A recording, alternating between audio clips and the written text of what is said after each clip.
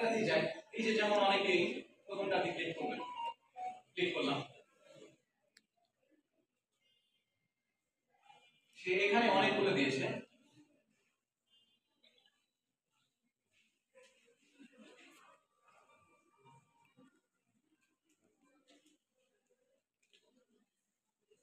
এখানে কোশ্চেন অনেক কিছু দিয়েছে ব্লগের মতো। এখানে অর্থাৎ আমার ডিজায়ার্ড আউটপুটটা আমি এখান থেকে পাবো না। আমি 50% ইনফরমেশন এখান থেকে পাবো, যেটা আমি সরাসরি খাতায় বা পরীক্ষার খাতায় ব্যবহার করতে পারবো। এখন আমি যদি সেম জিনিসটা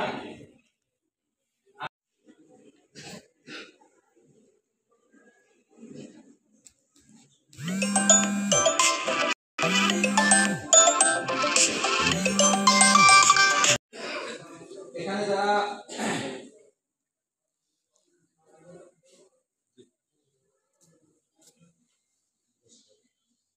তরুণরা আছে, আমাদের শিক্ষা অফিসে সুন্দর একটা প্রতিষ্ঠান দিয়েছে। I was about to start with that position, actually তিনি আগে দিয়েছেন। তাদেরকে শুভেচ্ছা জানাই। আগামী বাংলাদেশ চতুর্থ শিল্প বিপ্লব সবকিছু তরুণদের মাধ্যমে, তরুণরা হচ্ছে সেন্ট্রাল ফোর্স।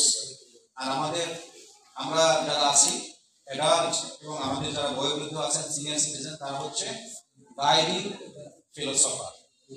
দুটোই লাগবে, ইঞ্জিন লাগবে, চাকা লাগবে। তরুণরা হচ্ছে আমাদের চাকা, গাড়ি, আর আমাদের যারা সিনিয়র সিটিজেন আছেন তারা হচ্ছে ব্রেইন। দুইটা সমানে আগালো। তরুণদেরকে শুভেচ্ছা জানিয়ে শুরু করছি।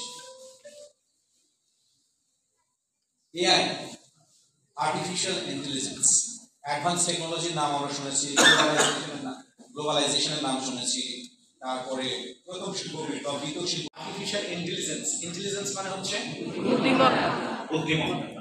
বুদ্ধিমত্তার বিষয়টা হচ্ছে কি? বুদ্ধিমত্তার বিষয় হচ্ছে একটা মানুষ তার বিবেক, বুদ্ধি, তার কাছে যে তথ্য থাকবে, যে জ্ঞান থাকবে, সেটাকে অ্যানালাইসিস করে একটা সিদ্ধান্ত গ্রহণ করবে।